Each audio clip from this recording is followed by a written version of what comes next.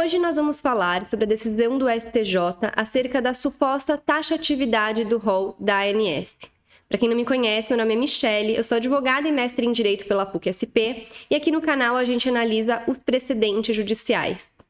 Porque não basta a gente saber o que diz a lei escrita, a gente precisa saber como ela está sendo interpretada pelos nossos tribunais para garantir segurança jurídica, igualdade e legalidade.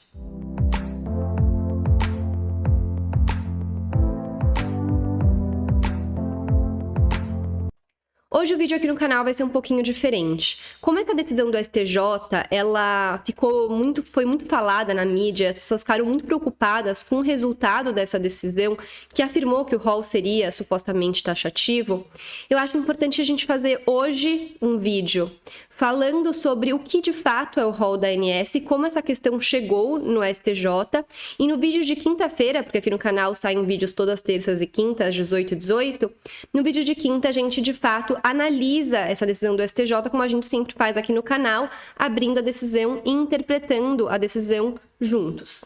Tá? Então hoje eu quero falar o que é o rol da ANS e como que essa questão acerca da natureza desse rol chegou na STJ.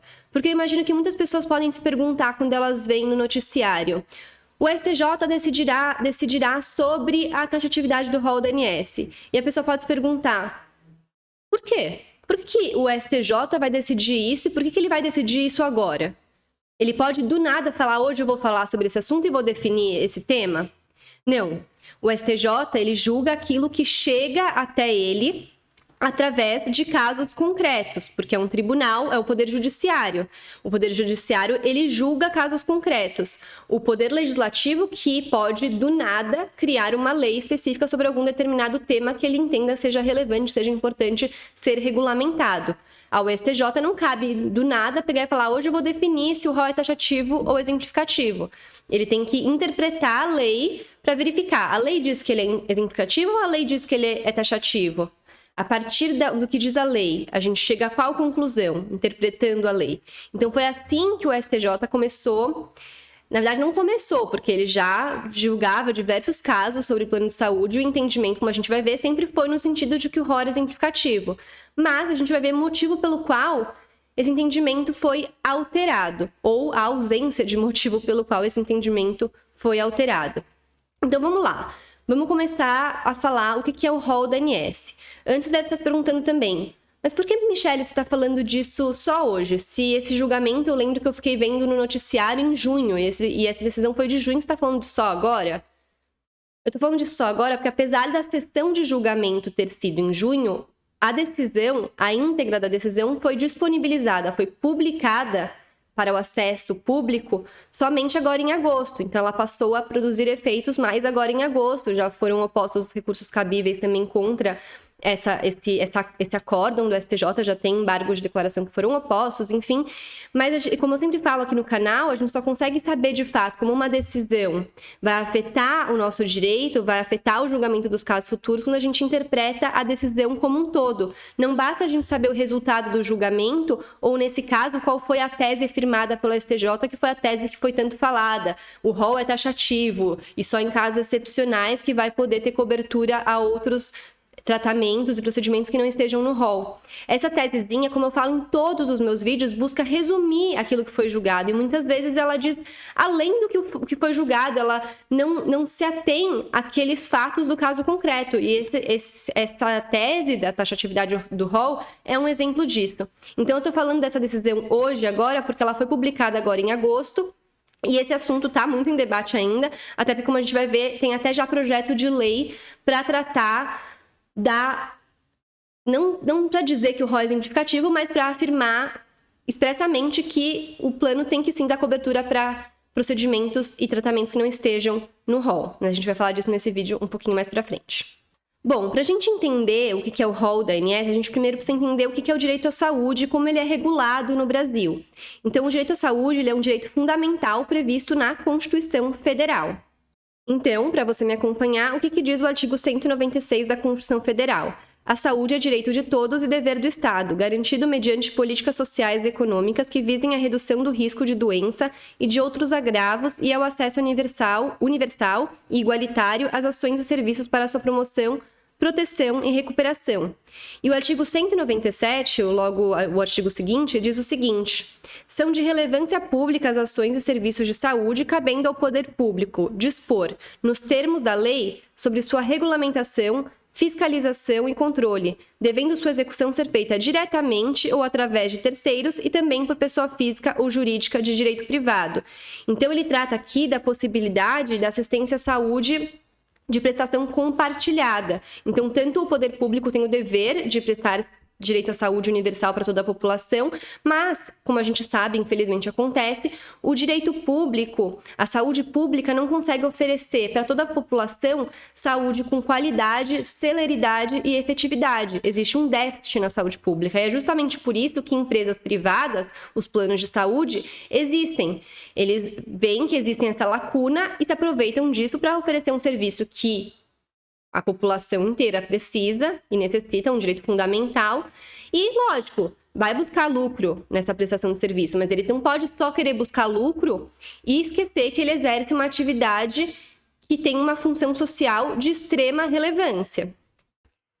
Quando os planos de saúde eles começaram a surgir, no entanto, não existia uma lei que regulava especificamente os planos de saúde. Veio o Código de Defesa do Consumidor, que é uma lei de caráter principiológico decorrente da Constituição Federal, que regula todas as relações de consumo, mas não tinha uma lei específica que regulava os planos de saúde. Então, muitos planos de saúde eles continham cláusulas abusivas referente ao reajuste do plano para o preço mesmo, muitas cláusulas que excluíam de cobertura tratamentos essenciais para o segurado, e foi por isso que surgiu a Lei 9.656 de 98, que regula especificamente os planos de saúde.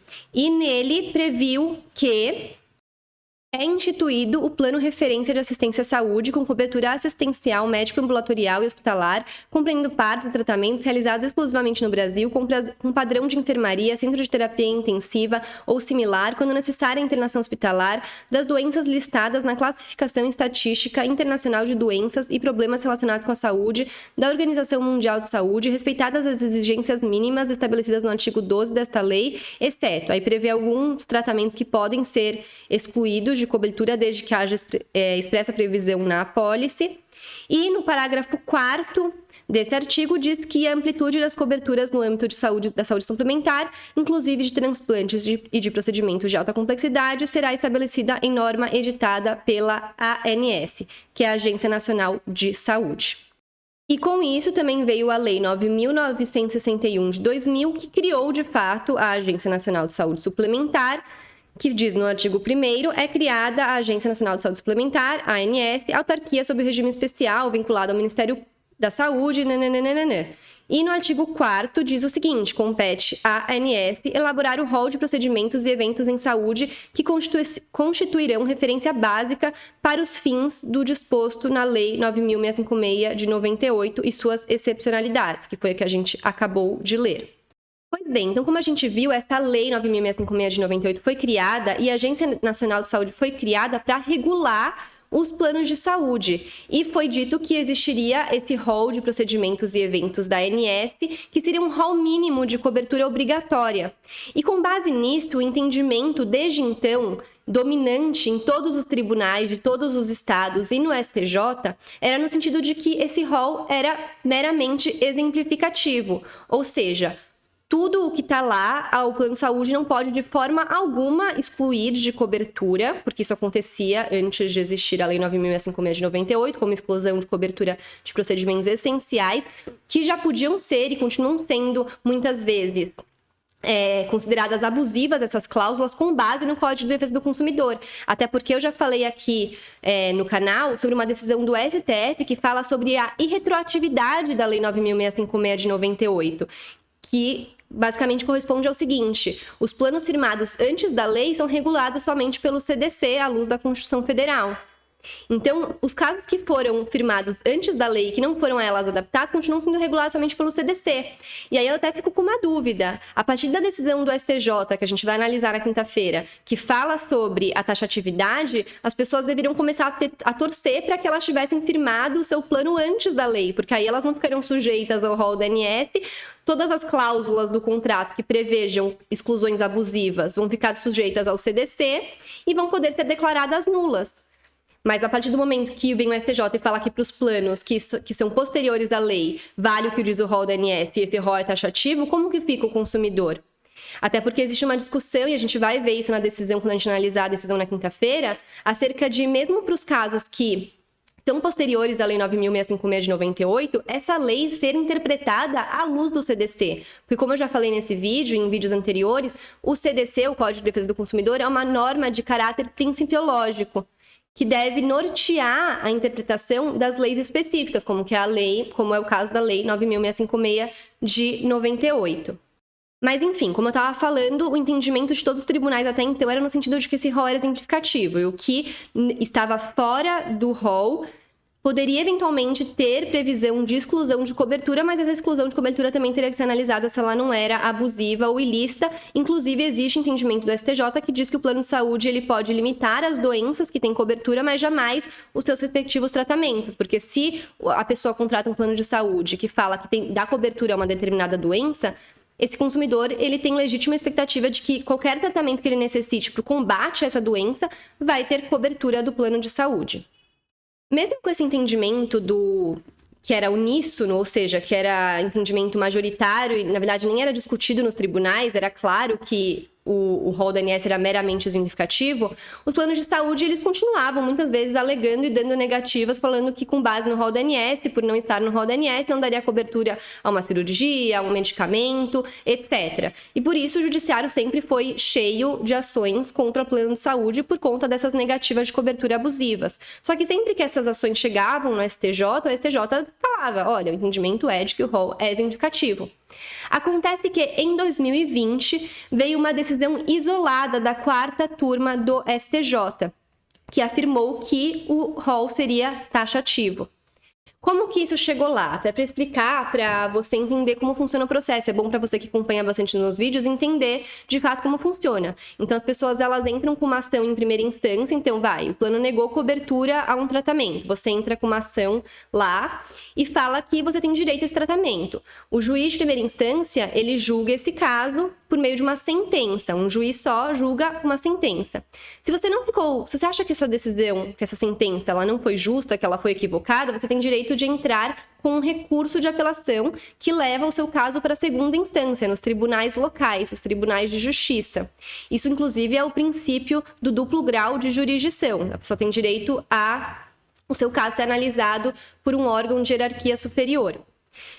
E aí o caso vai para o Tribunal de Justiça, e no Tribunal de Justiça o caso é julgado por 3 juízes, que se chamam desembargadores, e eles formulam um acórdão, que é meio que o que equivale à sentença de primeira instância. Um acórdão porque são 3 que entram num acordo acerca do entendimento que deve ser aplicado no caso. Depois do acórdão de segunda instância, existem 2 possibilidades de recursos, mas que eles não são cabíveis em quaisquer hipóteses. É o recurso especial, que vai para o STJ, e o recurso extraordinário, que vai para o STF. No entanto, esses recursos são cabíveis quando há, no caso do recurso especial, violação à lei federal, e no caso do recurso extraordinário, quando há violação à Constituição Federal. Então, esse caso do 4ª turma do STJ que julgou e falou que o rol seria taxativo, chegou lá dessa maneira, e a 4ª turma do STJ, até também para explicar para vocês, o STJ ele é dividido em 6 turmas, que compõem 3 sessões. A 3ª e a 4ª turma do STJ julgam questões relacionadas ao direito privado. A 1ª e a 2ª turma julgam questões relacionadas ao direito público. E a 5ª e a 6ª, direito penal. Então, essa decisão que eu estou falando é da 4ª turma, uma decisão isolada da 4ª turma, que falou que o rol seria, então, taxativo. E, com base nessa decisão da 4ª turma, que foi contrária ao entendimento até então dominante no STJ e em todos os tribunais, os planos de saúde começaram a também utilizar essa decisão isolada como fundamento para falar que ele não teria obrigação de dar cobertura a procedimentos e tratamentos que não estão no rol da ANS. E aí essa questão chegou de novo no STJ. Por quê? O caso concreto que deu origem à decisão que foi tão falada, que a gente vai analisar na quinta-feira, foi julgado em primeira instância, porque o segurado teve um tratamento que não estava no rol, negado cobertura. Ele entrou com a ação, ganhou em primeira instância, ganhou em segunda instância, e aí o plano de saúde entrou com um recurso especial que foi para a terceira turma do STJ. E nessa terceira turma, na qual o entendimento continuou prevalecendo no sentido de que o rol era exemplificativo, negou provimento ao recurso especial, ou nem conheceu o recurso especial, afirmando que o rol era exemplificativo e que a cobertura a negativa de cobertura foi ilícita. Só que aí, contra essa decisão da terceira turma, o plano de saúde entrou com um recurso que se chama embargos de divergência, que é um recurso que ele é cabível justamente quando existe divergência de entendimento sobre uma mesma questão no STJ ou no STF, mas no caso era no STJ.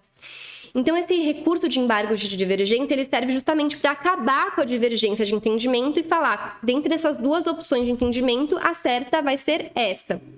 E aí o plano de saúde entrou falando que existia uma divergência de entendimento entre a terceira turma e a quarta turma do STJ, porque uma falava que o rol é exemplificativo e a quarta turma, naquela decisão isolada, dizia que o rol era taxativo. Exemplificativo, taxativo. Entrou com embargos de divergência. E foi esse recurso que deu origem à decisão que a gente vai analisar quinta-feira e que foi tão falada nas mídias e que causou tanto espanto às pessoas o seu resultado. Como todo mundo sabe, porque foi muito falado na mídia, o entendimento adotado foi no sentido de que o rol seria taxativo, mas essa taxatividade não seria absoluta, existiriam exceções nas quais a cobertura de tratamentos e procedimentos que não estão no rol da ANS deveria ocorrer. Inclusive, no caso concreto, o STJ, apesar de firmar aquela tese que diz da taxatividade, falou que naquele caso concreto, apesar de o tratamento que o segurado necessitava não estar no rol, o plano deveria dar cobertura.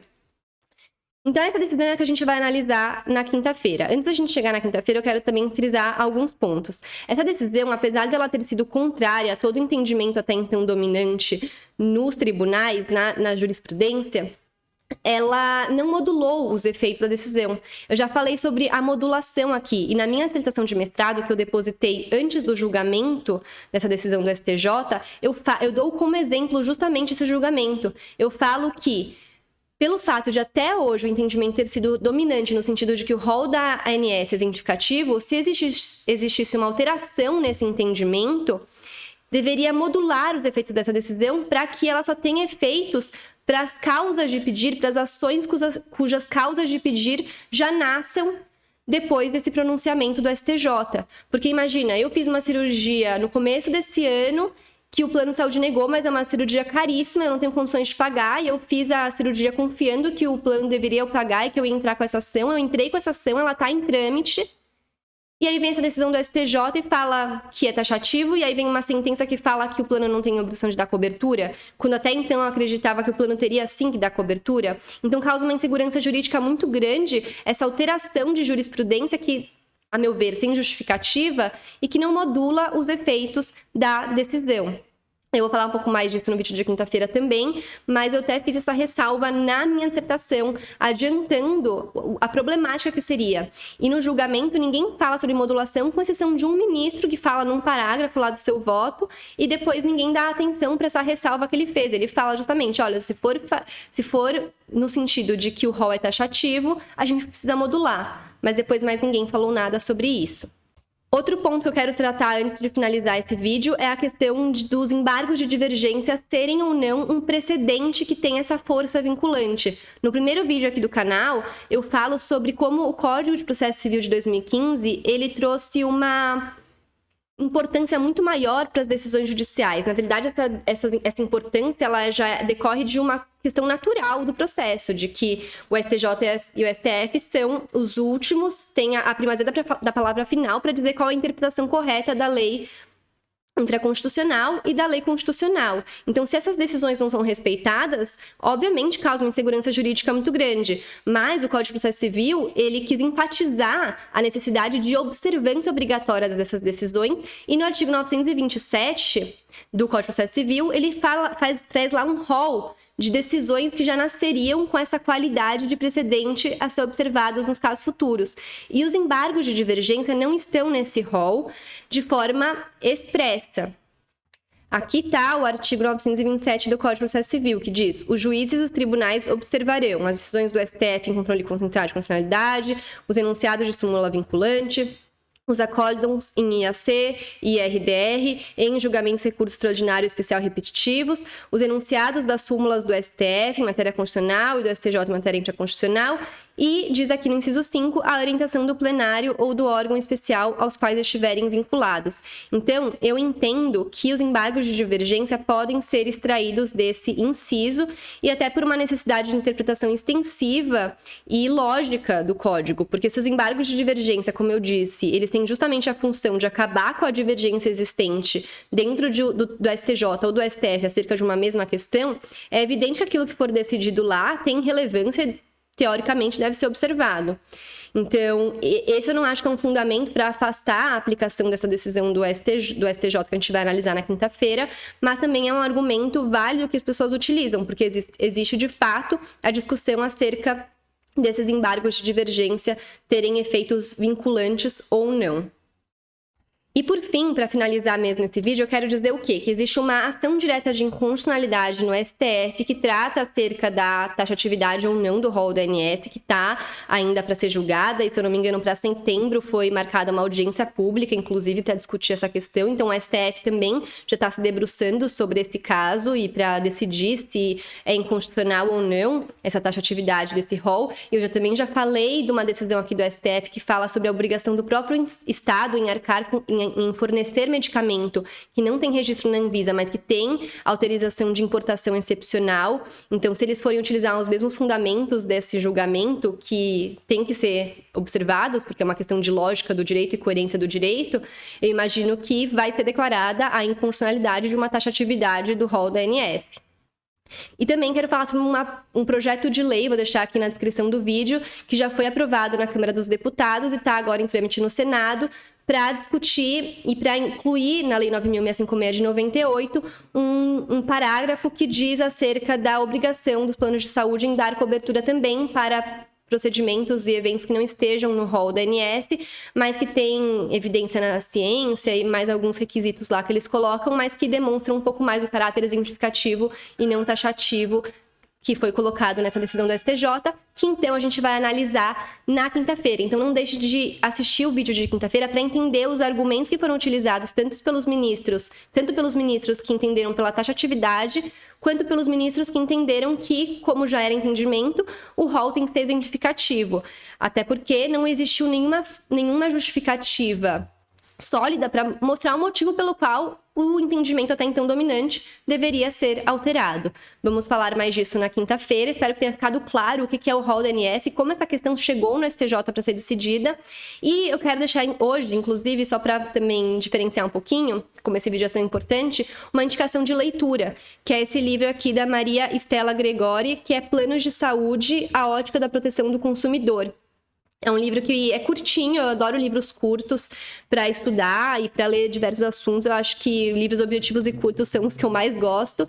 E para quem quer entender um pouco mais sobre plano de saúde, várias questões que são levadas para o judiciário, acerca de reajustes por faixa etária, todas as questões envolvendo o plano de saúde, ela trata de uma forma muito legal nesse vídeo, inclusive mencionando os entendimentos da jurisprudência e tudo mais. Então, fica aí uma indicação de leitura. Inclusive, esse livro é bastante mencionado no próprio acórdão, na própria decisão do STJ que a gente vai analisar quinta-feira. Bom, é isso. Espero que tenham gostado, que tenham entendido. Quaisquer dúvidas, deixem aqui nos comentários. Quem sabe eu consigo incluir as dúvidas de vocês para responder no vídeo de quinta-feira. Não deixem de assistir o vídeo de quinta-feira, deixem suas dúvidas, comentários, opiniões e, como sempre, não se esqueçam de se inscrever no canal, dar o seu like nesse vídeo e compartilhar esse vídeo com outras pessoas que possam se interessar sobre esse assunto que hoje é de extrema relevância para a nossa sociedade. Então, é isso, muito obrigada e até breve. Aliás, até quinta.